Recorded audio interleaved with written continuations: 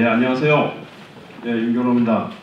이런 컨퍼런스 오면은 서로 좀 서먹하잖아요, 그죠? 한번 옆에 분하고 악수 한번 하고 인사 한번 하시죠.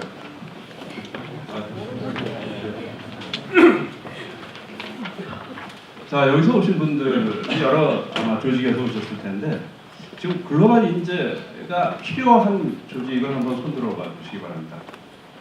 우리 조직에서는 글로벌 인재들이 필요하다. 더 필요하다. 예. 지금 글로벌 인재가 남는다. 예. 제가 글로벌 컨퍼런스에 가서 그거 물어봐도 손드는 기업이 하나도 없더라고요, 사실은. 똑같은 고민인 것 같습니다. 오늘 짧게나마 글로벌 인재를 어떻게 선발하고 어떻게 교육하면 좋을지에 관해서 같이 한번 생각해보는 시간을 갖도록 하겠습니다. 저는 그 듀폰이라는 그 미국 기업입니다. 듀폰이 두 개가 있는데요. 하나는 ST 듀폰에서 그 불란서 기업이고요. 이 명품 같은 거 팔고, 제가 일했던 데는 EI 듀폰이라고 해서 미국 기업입니다. 제가 이 회사를 들어간 게 1988년에 입사를 했어요. 부장으로 들어갔는데 그 당시에 EI 듀폰이 포춘에서 뽑는 500대 기업 중에서 10위였습니다. 굉장히 큰 회사였어요. 제가 들어갔을 때는. 지금은 굉장히 좀 적어졌습니다. 구조조정을 많이 해가지고. 거기서 제가 25년 일하면서 22년 동안을 아시아태평양 전체에 여기 나와 있는 지역입니다. 여기에 인재개발 총 책임을 맡았고 또 인사를 맡았다가 작년에 은퇴를 했습니다. 그래서 제 경험을 살려서 글로벌 인재 양성을 어떻게 좀 더 촉진할 방법이 없을까 우리나라에 해서 이 글로벌 인재 경영원이라는 단체를 만들고 지금 교육을 하고 있습니다. 시간이 짧기 때문에 제가 준비한 자료는 좀 많고 그래서 조금 빨리 진행하고 나중에 좀 질문을 질의응답을 할 수 있는 시간을 좀 갖도록 하겠습니다.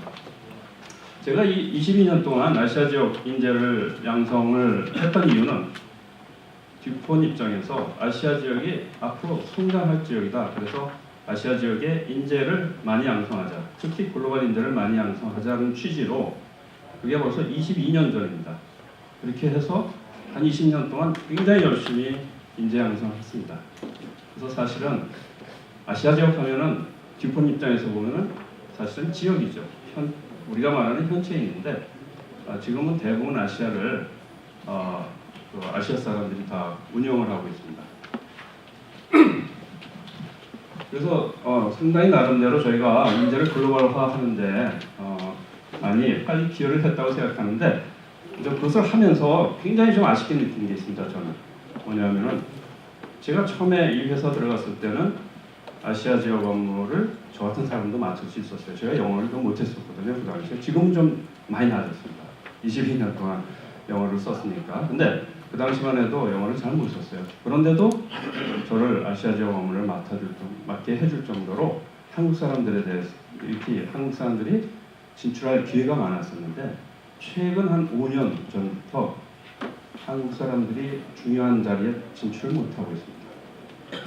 근데 오히려 지금 들어오는 젊은 친구들 보면은 오히려 저희 때보다 영어도 잘하고 글로벌 경험도 많고 그런데 문제는 역량은 더 올라갔는데 상대적인 경쟁력이 떨어지는 거예요. 근데 그 상대적인 경쟁력이 누구한테 떨어지냐? 인도, 중국 사람들한테 지금 떨어지고 있습니다.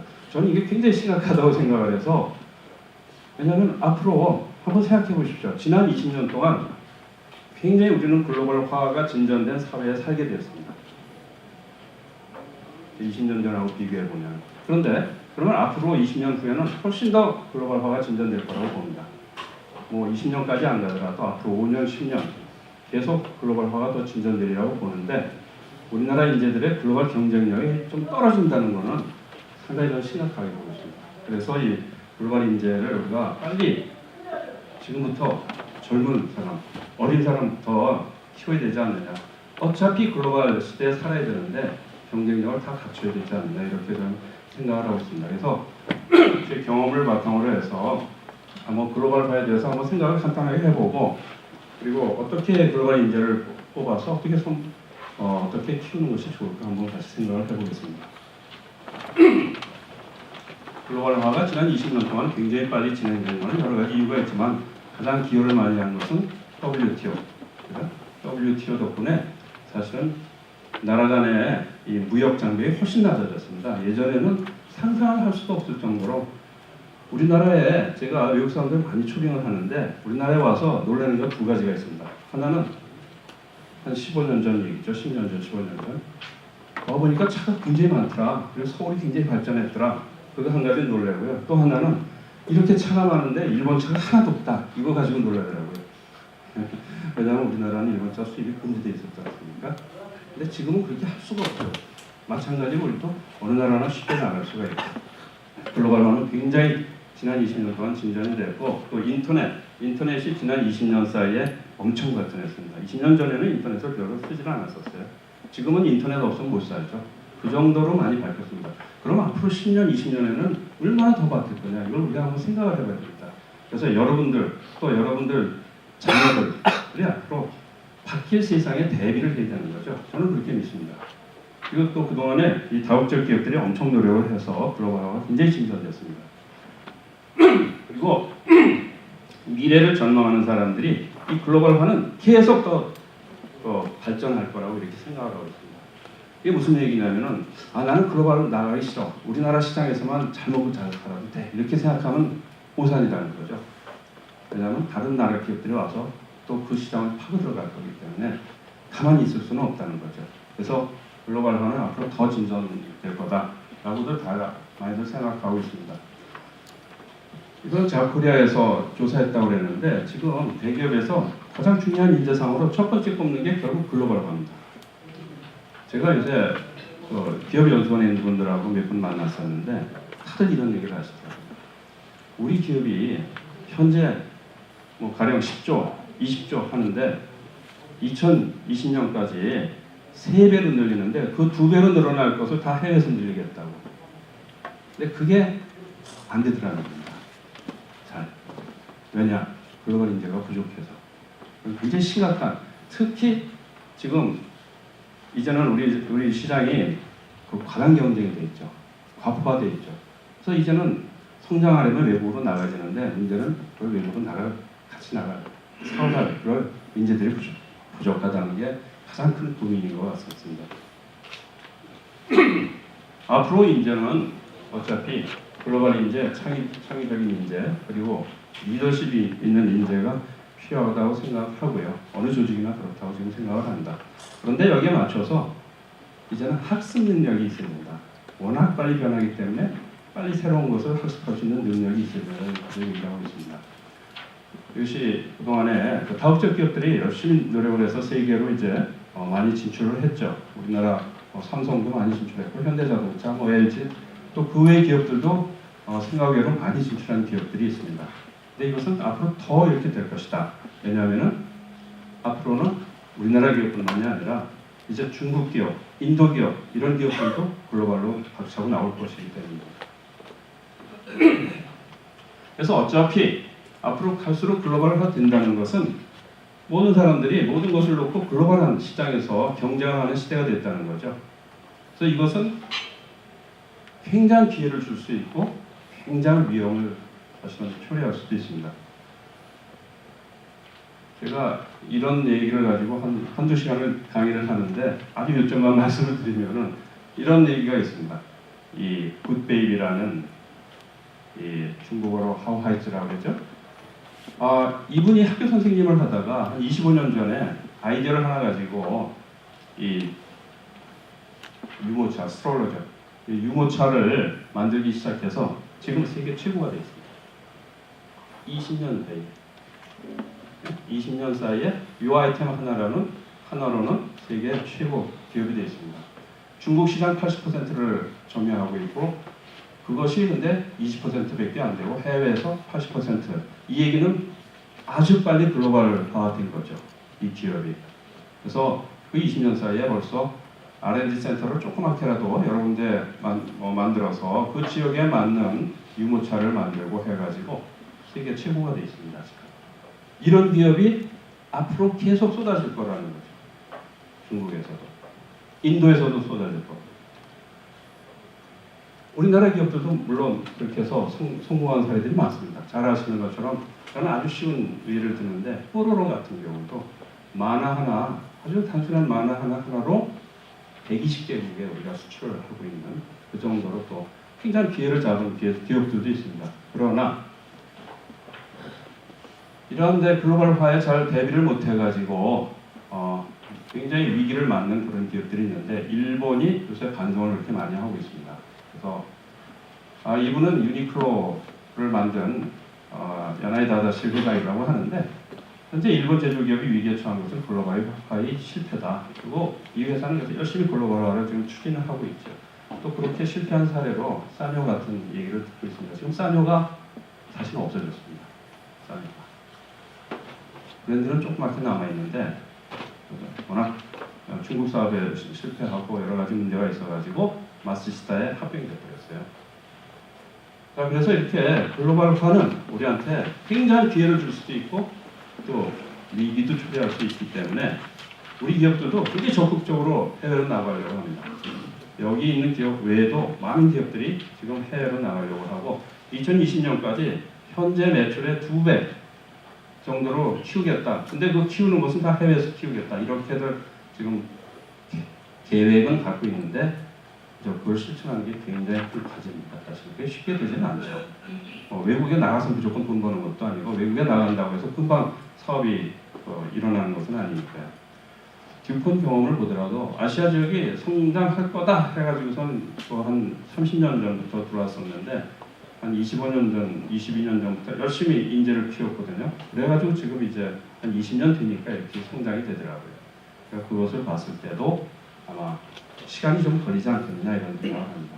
그래서 글로벌 사업 확장을 굉장히 이 대기업들은 특히 중요한 과제로 지금 하고 있는데 제일 문제는 글로벌 인재가 많이 부족하더라.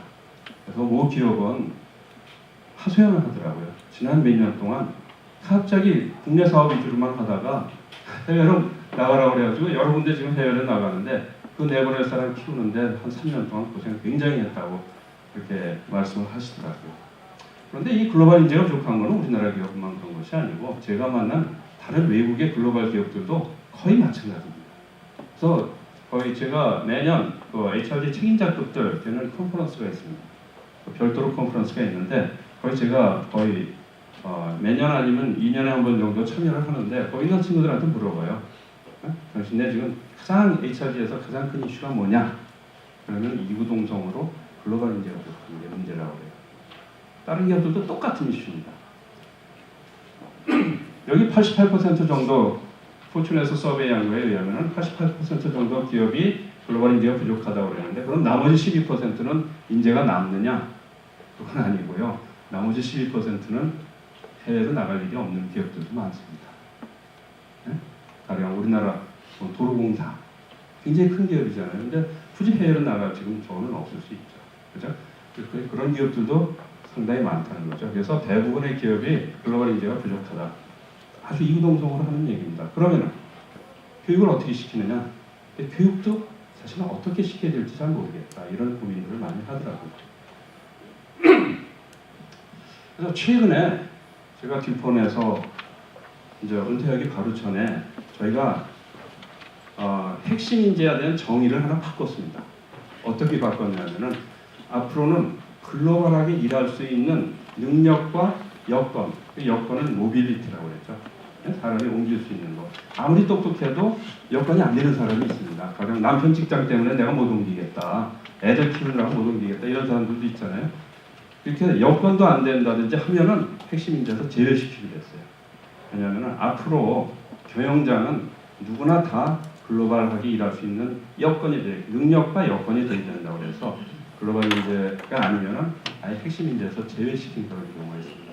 그래서 오히려 이제 이런 경우가 있었어요. 싱가포르 친구인데 굉장히 똑똑하고 일을 잘해요. 근데 이 친구는 남편 직장 때문에 옮길 수가 없어요. 공무원이거든요. 싱가포르에서 공무원이면 굉장히 잘 나가는 직업이에요. 그러니까 자기 못 옮긴대요. 그래서 아쉽지만 그 친구는 뺐어요. 핵심 인재에서. 다만 이 친구가 나중에 모빌리티가 가능해지면은 그때 다시 핵심 인재로 넣자라는 단서를 달아가지고 그렇게 아예 빼버렸습니다. 그만큼 글로벌하게 일할 수 있는 능력을 중요하게 보는 거죠. 자, 여기까지만 우선 간단하게 글로벌 인재가 지금 많은 기업에서 굉장히 중요하고 필요한데 부족하다는 것을 간단히 말씀을 드렸습니다. 제가 대학에서 지금 강의를 해요. 그래서 서울대학에 글로벌 공학교육센터라고 있어서 이제 글로벌 인지니어들을 키우겠다고 그래서 저한테 연락이 와서 제가 한 과목을 맡아서 이제 강의를 합니다. 글로벌 인재에 대해서. 근데 학생들이 안 와요. 왜 안 하냐면은 당장 입사시험 준비하는 게 중요하다고 생각하지 글로벌 인재 쪽에서는 중요하다고 생각을 하지 않더라고요. 이거는 뭔가 메시지를 잘못 주는 것 같아요. 우리가. 기업에서 그렇게 필요하다고 그러면은 글로벌 역량 키우고 오면 우선적으로 뽑아준다고 이런 메시지를 줘야 될 것 같아요. 왜냐하면 그렇게 준비 안 했는데 기업에 오면은 엄청 준비시켜야 되잖아요. 그래서 뭔가 이런 것은 우리가 메시지를 정확하게 줘야 되지 않나 이런 생각을 합니다. 참 안타까워요. 저도 이렇게 학생들한테 제가 시간을 내서 3학점짜리 하나를 이렇게 가르치고 있는데 이렇게 많이 안 와요. 그리고 글로벌 하면은 아이디어가 안 생긴대요. 그래서 첫 번째 질문이 저한테 첫 번째 질문이 글로벌 인재가 뭘 하는 거냐, 어떤 사람이 글로벌 인재냐 이것을 질문을 하더라고요. 그래서 제가 이렇게 얘기를 했습니다. 여러분이 회사 당장 들어가서 가령 R&D에 들어갔다. 그럼 R&D 혼자서 일하는 거 아니다. 다른 나라의 R&D 센터, 대기업 같으면 다른 데 R&D 센터가 있을 거고 아니면은 또 협력하는 회사들이 외국 회사들이 있을 텐데 당장 그런 사람들하고 일하면은 당신이 바로 그게 글로벌 인재다. 이렇게 얘기를 제가 해줬었습니다. 이 감이 너무 없는 것 같아요. 우리가 필요한 인재하고 준비하는 사람들의 이게 너무 그 갭이 큰 것 같습니다. 자, 그럼 기업에서는 글로벌 인재를 선발을 좀 해야죠. 그죠? 가장 좋은 거는 뭐 누구나 다 글로벌화를 준비하는 게 제일 좋은데 현실적으로는 그렇게는 어려우니까 우리가 당장 필요한 인재를 선발을 해야 되는데 어떻게 하는 게 가장 좋을까? 뭐 똑같은 고민입니다. 어느 기업에서나. 제가 글로벌 인재 하면 저는 이렇게 간략하게 정의를 합니다. 글로벌 인재는 글로벌하게 생각해서 전략을 수립할 수 있어야 되고 그 얘기는 가령 우리가 어떤 사업을 한다 그러면 우리가 어디로 진출하는 게 가장 좋으냐 이것을 판단할 수 있어야 됩니다. 요거 잘못 판단하면 여기서부터 실패합니다. 크게 실패합니다. 그렇게 해서 실패한 기업들 봤습니다. 엄청나게 투자했는데 잘못 투자를 했다든지 뭐 우리나라에서도 그런 사례들이 있었죠. 사실은 우리나라의 월마트니 까르푸니 다 들어왔었는데 다 실패하고 나갔죠. 그죠? 왜냐하면 현지 적응을 잘못해서 대신에 지금 홈플러스 같은 경우는 사실은 우리나라 현실에 잘 맞게 바꿔가지고 지금 상당히 계속 잘 되고 있죠. 똑같이 어디로 어떻게 들어가냐 이런 것이 전략을 잘 세워야 되는데 그 부분에 대해서 이제 전략들을 생각할 수 있는 거 이걸 싱크 글로벌이라고 하고요. 두 번째로는 이제 현재에 맞게 실행을 하는 능력. 아까 사례는 월마트나 까르푸 같은 경우는 이걸 잘못한 거죠. 실행을 현재 맞게 못한 거죠. 그죠? 한국 시장이라는 데는 사실은 잘 들어온 거죠. 한국 시장 자체는. 그래서 그 당시에는 성장할 가능성이 있었으니까. 그래서 이 두 가지를 다 잘해야 된다. 근데 되게 기업들 보면은 글로벌 인재 하면은 굉장히 막연하게 키울 이런 계획을 가지고 있는 것 같더라고요. 저희 경험으로는 제가 듀폰에서 했을 때는 우리는 22년 전에 정확하게 목표를 설정했습니다. 어떤 목표를 설정했냐면 그 당시에 아시아 지역에 리더급 뭐 한 임원급이라고 그냥 쉽게 얘기하면은 거기에 한 35%만 아시아 사람이고 65%는 미국이나 유럽에 온 사람들이었었어요. 주재원이죠 말하자면은. 근데 그것을 갖다 이렇게 해서는 아시아에서 성장할 수 없다. 가지고 우리가 목표를 했습니다. 아시아에서 성장하려면은 아시아 사람들이 85%까지는 리더십을 있어야 된다. 나머지 그럼 왜 100%로 안 하냐? 그럼 나머지 15%는 미국이나 유럽 사람들이 여기 와서 경험을 쌓고 또 성장할 수 있는 기회를 줘야 된다. 그래가지고 일부러 100%를 하지 않았습니다. 그 사람들도 또 글로벌 경험을 해야 되니까요. 자, 그렇게 목표를 설정하고 그것을 해마다 추적을 했는데 그거를 달성하는데 10년이 걸렸어요. 제가 왜 10년이 걸렸냐면은 그걸 실행하는 동안에 규모가 계속 커져가지고 조직 규모가 처음에는 가령 리더급이 한 100명 정도 됐었다 그러면은 5년 후에는 150명이 되고 10년 후에는 200명이 됐던 거예요. 그래서 필요한 인재가 굉장히 기하급수적으로 늘어났다. 그래서 그거를 맞추는데 10년이 걸립니다. 그러면은 여러분들도 사실은 인재 개발하겠다, 인재 양성하겠다. 그러면 장기적인 토속을 놓고 목표를 세워가지고 하는 게 참 좋다고 생각을 합니다. 그래서 제가 여기 제시하는 거는 하나의 사례인데, 가령 임원, 글로벌하게 일할 수 있는 임원이 필요하다 그러면은 필요 인원의 한 3배수는 좀 준비를 해야 됩니다. 왜냐하면 그 중에 어떤 사람은 못 나가는 사정이 생길 수 있고, 어떤 사람은 또 갑자기 그만둘 수도 있는 거고, 여러 가지 상황이 있을 수 있기 때문에 충분히 한 3배수 정도. 팀장 같은 경우도 필요 인원의 한 3 내지 5배. 그리고 특히 앞으로 글로벌화가 굉장히 빨리 진전될 거라고 봐가지고 사실은 더 많이 준비할 필요도 있을 수가 있습니다. 이거 닥쳐서 준비하려고 하면은 이게 안 되는 게 가장 이슈가 되는 것 중에 하나는 사실은 어학 같은 것도 이렇게 걸리는 경우가 굉장히 많습니다. 물론 어학 못하고 가도 돼요. 윗사람들은 통역시키고 하면 되는데 굉장히 그래도 불편한 게 많습니다. 그래서 필요한 인원의 3 내지 5배수, 그 다음에 경력사원도 한 5배수 이상. 왜냐하면 앞으로 이 사람들이 팀장 된 5년, 10년 후에는 훨씬 더 글로벌화가 진전될 거로 보는 거죠. 그리고 신입사원 같으면 아예 처음부터 아예 그냥 미리 준비시키는 게 좋다는 이렇게 저는 주장을 합니다. 글로벌 인재를 선발할 때 항상 고민이 이런 문제입니다. 자, 사람을 평가를 할 때 보통 업무를 할 수 있는 역량, 가령 제가 인사에 있었으니까 HR 같으면 HR 할 수 있는, 잘할 수 있는 업무 역량하고 이 사람이 글로벌하게 할 수 있는 역량. 그래서 뭐 외국어 플러스 그 역량이죠. 이건 글로벌 역량이라는 것은 외국어는 아주 한 가지밖에 안 됩니다. 실질적으로는 그 외에 갖춰야 될 것들이 상당히 많은데, 자, 이런 것을 둘 다 갖췄으면 당연히 이 사람은 글로벌 인재로 선발이 돼야 되겠죠. 근데 그런 사람들은 굉장히 적습니다. 의외로. 그래서 여기서 이제 항상 고민이 생기는 건데, 그러면 어느 쪽을 우리가 선발하는 게 더 나을까? 저는 제 경험상으로는 업무 능력이 높은 사람을 어학이 좀 부족하더라도 빨리 선발해서 어학을 키우는 게 더 빠르더라, 이런 생각을 합니다. 왜냐하면 어떤 업무는 배우기 곤란한 경우가 있어요.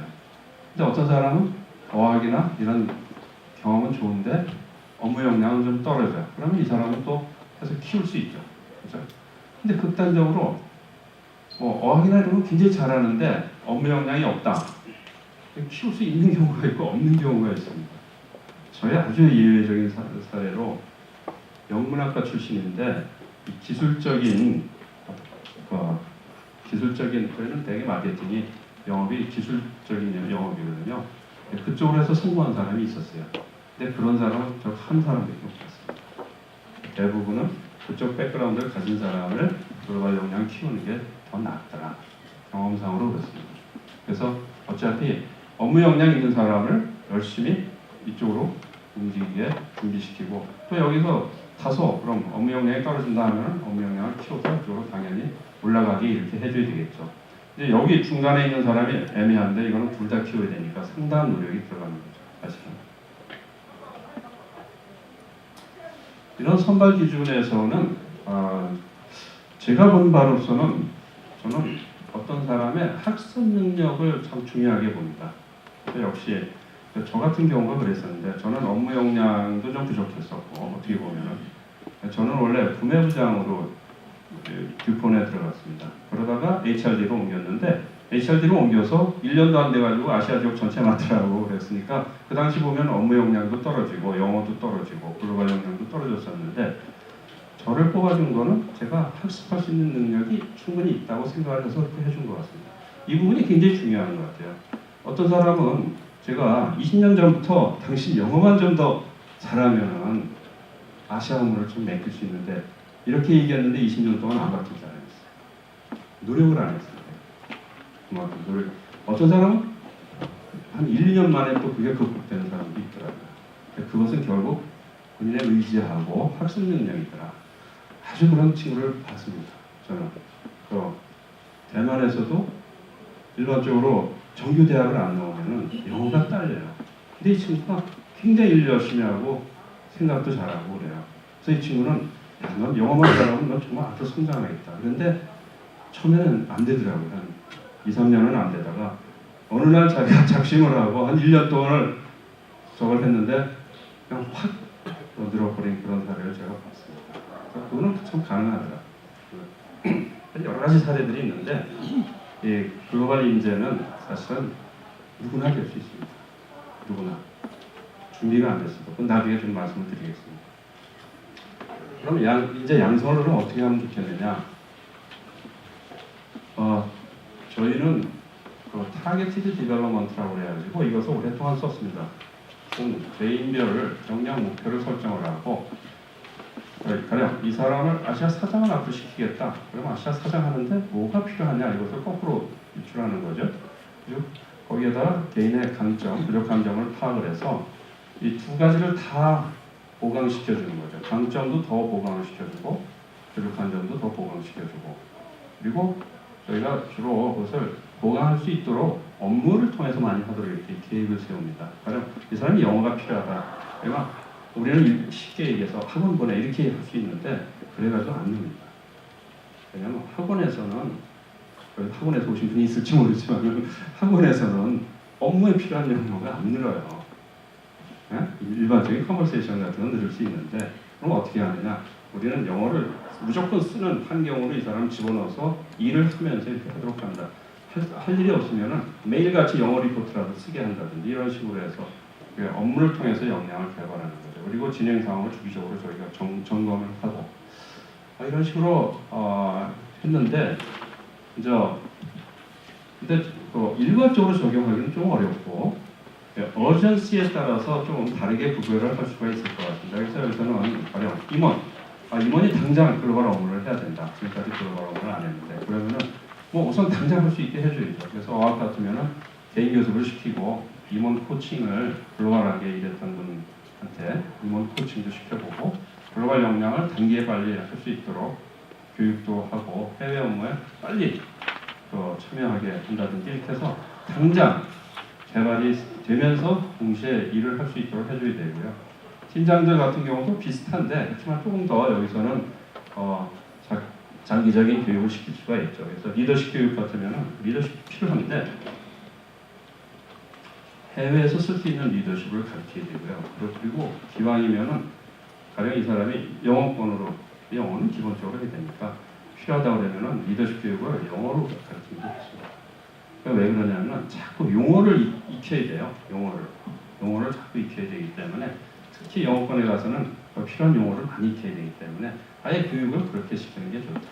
그리고 글로벌 역량, 그리고 기본 역량은 이따 말씀을 드리겠습니다만은 기본 역량부터 해서 좀 튼튼하게 준비를 시켜야 된다.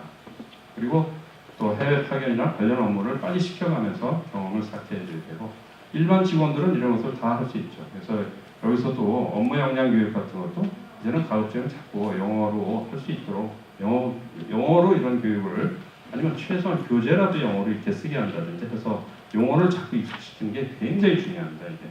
그래서 글로벌 역량, 기본 역량 그리고 해외 출장 같은 것도 계속 많이 이렇게 하도록 한다. 그렇게 이제 저희가 목표를 정하고요. 그럼 구체적으로 어떤 역량들이 필요하냐? 저는 글로벌하게 일하는 사람은 크게 두 가지 역량을 갖춰야 된다고 생각합니다. 하나는 전문적 역량이고 하나는 글로벌한 공통 역량입니다. 가령 글로벌 리더 같으면은 리더십 역량이 있어야 되고 또 글로벌 역량이 있어야 되고 또 글로벌하게 HR 할 사람 같으면은 HR 역량이 있어야 되고 또 글로벌 역량이 있어야 되고 그래서 이렇게 공통적으로 필요한 글로벌 역량을 저희가 전문가들하고 같이 추출을 해봤더니 한 7가지로 저희가 이렇게 디파인 되어 있습니다. 우선 글로벌하게 생각하고 글로벌한 이슈를 갖다가 이해할 수 있는 능력, 그다음에 다른 문화를 잘 이해하고 같이 적응할 수 있는 능력, 글로벌하게 커뮤니케이션을 잘할 수 있는 능력, 그다음에 외국 사람들하고 관계를 잘 맺고 또 협력을 잘 할 수 있는 그런 능력, 그리고 글로벌한 스탠다드를 잘 이해를 하고 글로벌 매너를 잘 갖추는 사람, 또 네고시에이션 워낙 중요해서 커뮤니케이션에서 별도로 띄웠습니다. 그래서 네고시에이션을 별도로 글로벌하게 잘 할 수 있는 사람, 현지에 맞는 비즈니스나 리걸, 각각 저희가 가서 일해야 될 현지가 있으면 그 나라의 리걸한 환경, 비즈니스 환경을 잘 이해해야 된다. 이렇게 저희가 7가지를 정의를 했습니다. 그래서 이것을 좀 쉽게 많은 사람들이 이해를 할 수 있도록 저희가 크레디오하고 그 온라인 과정을 하나 만들었습니다. 아주 짧게 해서 이것을 어떤 가이드를 주는 걸로 해서 3월 1일날 사실은 론치가 됐습니다. 이번 달에 관심 있으시면 한번 찾아보시고요. 글로벌 역량을 그러면은 지금 아까 말씀드린 것은 좀 구체적인 글로벌 역량인데 저는 글로벌한 인재가 되려면 어떤 기본기를 닦아야 된다고 생각합니다. 기본기. 우리가 운동선수를 키울 때도 기본기를 연습시키지 않습니까? 그죠? 축구 선수들이 공만 차는 게 아니고 달리기라든지 여러 가지 지구력이라든지 이런 기본기를 우리가 준비시키는 것처럼 글로벌로 클 사람들은 이런 기본기는 좀 있어야 되겠다 하고 제가 몇 가지 본 것이 있습니다. 첫 번째는 어학과 커뮤니케이션이죠. 당연히 어학과 커뮤니케이션은 기본적으로 시간이 많이 걸리기 때문에 이건 미리미리 준비를 해놓는 게 이제 중요하고요. 두 번째로는 우리나라가 토론 문화가 없었어요. 그래서 이 토론을 잘할 수 있는 거, 외국에 가서는 토론을 잘해야 됩니다. 그래서 토론하는 연습, 그리고 토론만 하는 게 아니라 거기서 합의까지 할 수 있는 그런 연습. 세 번째로는 이것도 우리가 잘 못해요.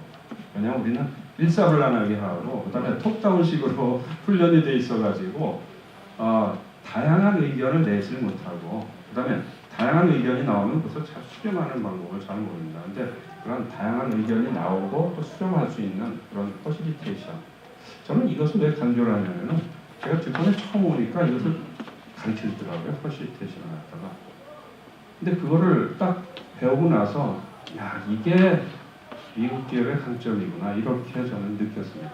근데 지금까지는 그런 얘기를 잘 못했었는데 이제 이걸 얘기하는 것은 이제는 조직에 창의적인 다양한 목소리가 나올 수 있는 그런 이제 조직으로 가야 됩니다. 앞으로 어차피 강해지려면 물론 매니팩처링만 계속하고 하겠다 그러면은 꼭 그럴 필요는 없어요. 그런데 그런 창의적인 그런 조직 문화를 가져가려면 이것이 필요하다. 그래서 제가 한국 퍼실리테이터 협회라는 것을 만들어서 초대 회장을 했었는데 아직 이걸 잘 이해를 못 하시더라고요. 많은 분들이. 왜냐하면 우리나라에서는 필요가 별로 없었기 때문에. 근데 해외로 국제로 나갈 사람들은 이거 꼭 필요합니다. 간단하게 말씀을 드리면은 우리나라에 우리가 일반적으로 가장 부족한 게 커뮤니케이션입니다. 글로벌에서 가장 부족한 것이 커뮤니케이션인데 물론 어학부터 그렇죠. 근데 지금은 젊은 사람들 영어 잘하는 사람들 참 많습니다. 이 어학이 부족하다는 것은 제가 영어가 부족해가지고 이 회사 들어왔는데 제가 영어 때문에 사실 떨어질 뻔해요. 뽑히지 못할 뻔했었어요. 근데 어떻게 붙여져가지고 들어왔는데 그때 딱 느끼는 것은 이 경쟁을 하는데 핸디캡 가지고 달리는 것 같아요. 다른 사람은 달리기를 하는데 다른 사람은 그냥 뛰어가는데 저는 휠체어 타고 달리는 것 같아요. 정말로 꼭 그런 느낌이었습니다. 그래서 이거는 미리미리 준비하는 게 참 좋다. 그리고 특히 우리가 또 잘 안 되는 것이 아까 말씀드린 것처럼 자기 의견 발표하는 거, 또 토론하는 거, 다른 사람하고 또 토의하는 거, 협상하는 거 이런 것이 다 훈련이 안 돼 있었어요. 그래서 이런 것을 좀 많이 키워야 되겠다. 특히 자기 의사를 적극적으로 표현하는 거 우리는 자기 의견 표현하는 적이 별로 없었습니다. 할 것 같은 데서. 요새는 좀 바뀌고 있지만 우리 때는 아주 수동적으로 모든 걸 배워가지고 이런 것을 좀 적극적으로 표현할 수 있는 것을 해야 되고 또 국제회의를 잘 주관할 수 있는 그런 커뮤니케이션 능력이 필요한데 이런 부분들이 굉장히 약해요. 저희가 사실. 그래서 영어는 우리 반기문 사무총장님 영어 들어보면은 어눌한 것 같아요. 사실은. 그죠? 원어민 발음이 아니잖아요. 저도 그래요. 저도. 그런데 영어 잘해요. 굉장히 잘하세요. 왜냐하면 정말 세련된 어휘하고 표현을 쓰세요. 난 그게 더 중요하다고 생각해요. 발음보다는. 아직도 어떤 사람들은 이 발음에 이거 미국식 꼭 발음해야 된다니 사실은 글로벌 환경에서는 미국식 발음은 여러 가지 사투리 중에 하나라고 생각하시면 돼요. 왜냐하면 이제는 영어는 글로벌 언어고 필수적으로 해야 됩니다. 이제 22억이 영어를 쓴다고 해요. 그런데 그리고 이제 대부분의 다국 재택들이 다 공용어를 영어로 쓴다. 불란서 회사도 그렇고 제가 가깝게 일하는 불란서 회사가 있는데 그 그때 높던 불란서 회사 사람들도 다 영어를 공용어로 씁니다. 어쩔 수 없이. 독일 회사도 그렇게 쓰고 우리나라도 앞으로 진정한 글로벌 회사가 되려면 언어를 통일해야만 되는데 언어 통일을 한국어로 하기가 참 어렵습니다. 그러나 어쩔 수 없이 영어로 통일해야 되지 않느냐. 이것이 지금 기업들이 가지고 있는 굉장히 큰 고민 중에 하나입니다. 이게 얼마나 다르냐면요. 듀폰에서는 능력만 있고 커뮤니케이션 잘할 수 있으면 굉장히 클 수 있습니다. 어디까지 클 수 있냐면은 우리 한국분이 듀폰 한국 직원으로 들어오신 분이 아시아 전체 사장하셨어요. 이거는 사장단입니다. 사장단이 이런 거. 현재도 싱가포르 사람 한 사람이 사장 하는 친구가 있고 저하고 아주 친한 친구가 있는데 베트남 사람인데 이 사람은 글로벌 CIO예요. 그러니까 능력만 있으면은 사실은 다 갖다 쓸 수 있는 거예요. 그러니까 글로벌 회사라고 얘기를 하는 거죠. 근데 우리나라 기업들도 이제 그렇게 이제 장기적으로는 갈 수밖에 없지 않을까 이런 말씀을 드리는 겁니다. 그리고 영어 인구가 이제는 영어를 모국어로 쓰는 영어권하고 비영어권 이렇게 비교해 봤을 때 비영어권 사람들이 훨씬 많아요. 그래서 그런 다양한 영어를 우리가 이해를 해야 됩니다. 제가 제일 스트레스 받았던 거는 싱가포르 영어 알아들어야 되고 호주 영어 알아들어야 되고 특히 또 인도 영어 알아들어요. 제가 인도에 가면은 1년에 한두 번씩 가는데 그래도 좀 높은 사람이라고 하루 종일 프레젠테이션 해주거든요. 하루 종일 프레젠테이션 집중해서 듣다 보면 머리가 아픕니다. 나중에 워낙 집중을 해야 되기 때문에 저는 굉장히 훈련이 돼 있는데도 그래요. 그만큼 사실은 글로벌하게 영어를 이해하는 게 쉽지가 않다. 영어 학습은 뭐 잘 아시겠지만은 영어만 쓰는 식으로 해놓고 그 다음에 이 일을 하는 데서 자꾸 영어를 쓰게 하는 방법이 가장 좋습니다. 그래서 교육할 때도 가급적이면 영어를 자꾸 써서 친근감이 있게 해야 되고 그리고 영어를 잘하는 사람은 좋은 보케블러리를 씁니다. 어휘를 잘 구사하죠. 우리나라에서 이런 그렇지 않습니까? 똑같이 표현하는 것도 고급스럽게 표현할 수 있고 아주 어린애들처럼 표현할 수도 있는데 영어도 마찬가지이기 때문에 자꾸 이렇게 쓰는 게 좋다고 보고요. 그리고 요새는 정말 영어를 뭐 온라인, 인터넷 배울 수 있는 기회가 참 많기 때문에 시간을 절약해서도 이렇게 할 수 있는 기회가 참 많은 것 같으니까 그렇게 써야 된다. 다음에 잠깐 토픽을 바꿔서 여기 있는 사람들의 굉장히 많은 사람이 여기 있습니다. 뭐 로스차일드, 록펠러, 소로스, 그린스펀, 뭐 첼시, 뭐 허쉬, 이 허쉬는 저기죠. 초콜릿. 그 다음에 뭐 스티브 발머 얼마 전에 물러났죠. 이 마이크로소프트에서 스티브 발머하고 또 누구죠? 빌 게이츠예요. 빌 게이츠가 물러나면서 CEO를 지정한 사람이 인도 사람이에요. 네? 그것도 인도에서 대학교까지 나오고 그 다음에 미국 가서 마스터하고 그 다음에 마이크로소프트 들어간 사람을 CEO로 지명을 했어요. 지금 인도 사람들이 한 6명이 글로벌 기업의 CEO로 있다고 합니다. 한국 사람? 한국 회사 빼놓고는 하나도 없어요. 아쉽죠. 이게 우리의 경쟁력의 지금 허점이라고 저는 생각을 하는 거죠. 왜냐하면 기업에서는 치열하게 경쟁하고 올라가야 되거든요. 그죠? 근데 세계 기구 같은 경우는 사실은 어떻게 보면은 그것도 실력이 있어야 되지만은 저는 선출이나 임명이 이런 게 많잖아요. 그래서 우리나라가 이렇게 글로벌 기업의 CEO가 없다는 것은 아직 우리 글로벌 경쟁력이 좀 약하다 이렇게 저는 결론을 내립니다. 근데 이 모든 사람들이 뭐 키신저, 레리 킹, 뭐 아이작스탄, 뭐 번슈타인, 피카소 이 사람들이 다 유태인이라고 그래요. 그러니까 얼마나 글로벌 리더 역할을 한 유태인이 참 많습니다. 근데 유태인은 전 세계 인구의 0.2%라고 그래요. 근데 작년 노벨상 받은 사람의 50%가 유태인이라고 그러고요. 지금까지 노벨상 받은 사람들의 전체 평균의 23%인가가 유태인이라고 합니다.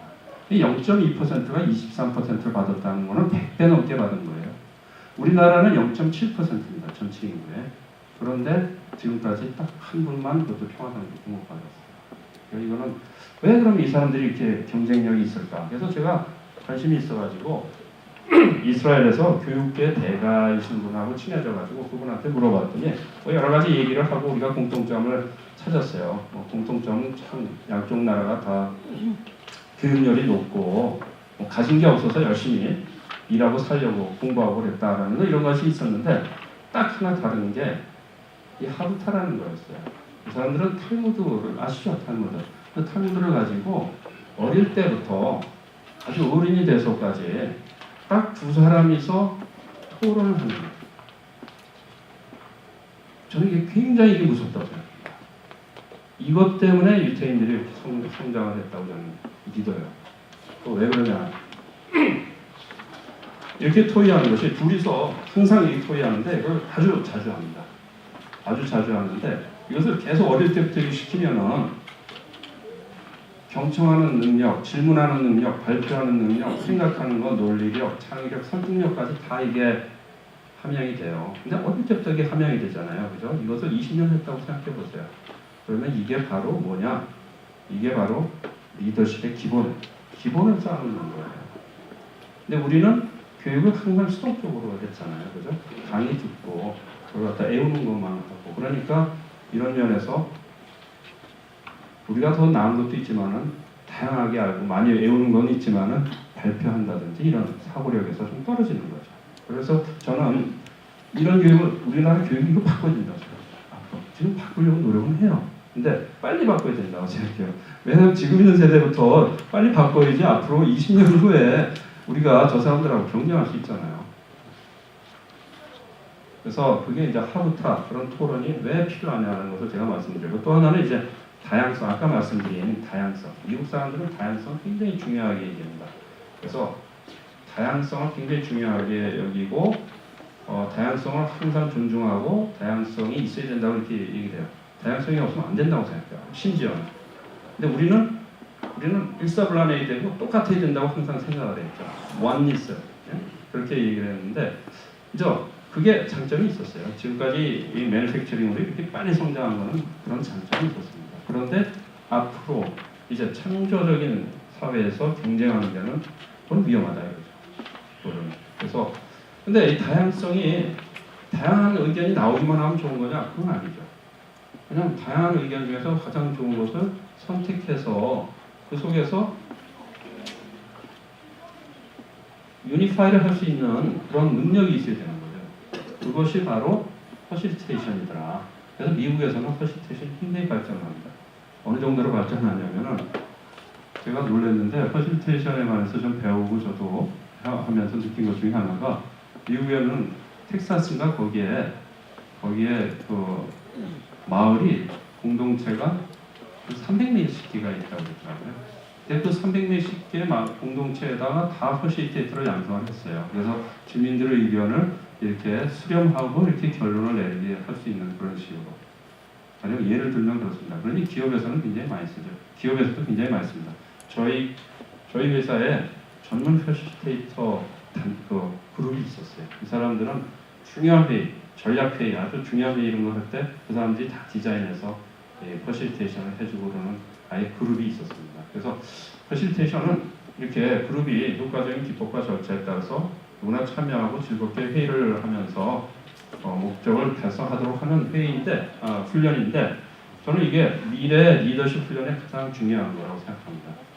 특히 해외로 나갈 사람들은 이것을 할 줄 알아야 돼요. 왜냐하면 해외 나가서 우리나라식으로만 강조하고 강요해서는 될 수가 없습니다. 현지 사람들을 참여시키고 저 의견 듣고 또 그 사람들을 모티베이션 시켜가면서 일을 해야 되기 때문에 그거를 할 수 있는 능력을 키우는 것이 저는 퍼실테이션이라고 보는 거예요. 이거는 뭐 이런 프로세스를 일반적으로 가지고 가는데 관심 있으시면은 이 협회나 또 이런 거 하는 기업들이 있으니까 한번 연락해 보시고 만약에 필요하시면 저한테 연락하시면 제가 연락을 선정을 해드릴 수 있습니다. 자, 그래서 글로벌 인재를 우리가 지금 굉장히 필요합니다. 대기업들, 중소기업도 굉장히 필요로 합니다. 어떻게 하면 그래서 빨리 키울까? 아까 말씀드린 것처럼 우리가 메시지를 학교에다 좀 줘야 될 것 같아요. 글로벌 인재를 정말 앞으로 많이 키워야 되겠다. 그리고 기업에서도 그런 사람들 위주로 뽑는다는 것을 사실은 해줘야 되고요. 그리고 여러분들뿐만 아니라 여러분들 자식들도 미리부터 이제는 준비하는 수밖에 없습니다. 왜냐하면 지난 20년을 비교해보면 앞으로 10년, 20년은 훨씬 더 글로벌화된 사회가 올 거라고 생각하기 때문이죠. 근데 지금까지는 보통 교육을 해외 파견자 위주로 교육을 시켰어요, 기업에서. 근데 이제는 글로벌 리더 양성을 미리 하고 일반 직원들도 이제는 누가 나가서 일하게 될지 모르기 때문에 준비를 아예 신입사원부터 차근차근 시키게 하고, 그리고 또 중요한 것은 이제는 펀체인을 잘 관리해야 됩니다. 뒷부분이 이렇게 20몇 년 동안 힘을 들여서 아시아에서 이렇게 교육시키고 인재 관리하니까 저희는 물론 중간에 나간 사람들도 있지만 상당히 많은 인재들이 여기서 은퇴할 때까지 있고 이렇게 됩니다. 그게 굉장히 큰 힘이에요. 그게 열심히 키워도 또 계속 놓칠 수가 있지 않습니까? 그래서 이런 것들도 굉장히 또 중요하게 봐야 된다고 강조를 드리고, 이거는 뭐냐면은 제가 있던 모 기업에서 제가 한번 글로벌 리더로 성장했던 사람들의 분포를 한번 비교를 해봤어요. 그래서 해외 유학하고 저처럼 국내에서만 교육받고 국내에서 큰 사람하고 누가 더 많을까 제가 궁금해가지고 한번 이 통계를 내봤는데 70%가 뭘 것 같아요? 70%가 국내파였어요. 30%가 해외 유학하고. 무슨 얘기냐? 누구나 될 수 있다는 겁니다. 꼭 유학 안 가더라도 여기서 준비하면 또 할 수 있다는 거예요. 그래서 이것은 저는 학생들한테 꼭 강조를 합니다. 지금부터 준비하면은 얼마든지 글로벌 리더로 볼 수 있다고. 그래서 제가 이런 말씀을 끝으로 해서 결국 미래의 리더는 이제는 글로벌 인재가 될 것이다. 그래서 글로벌 인재 확보를 위해서 목표를 설정하고 추진을 하시라는 거하고, 그다음에 직급별, 개인별에 맞춰서 역량 개발을 하는 게 좋겠고, 그리고 글로벌 역량하고 특히 기본 역량 같은 경우는 우리가 자꾸 그런 기회를 만들어줘서 미리미리 준비하게 해야 되고, 그리고 중요한 거는 누구나 글로벌 인재가 될 수 있다는 자신감을 줘가지고 준비시키는 게 굉장히 중요하지 않느냐, 이렇게 제가 결론을 내리겠습니다.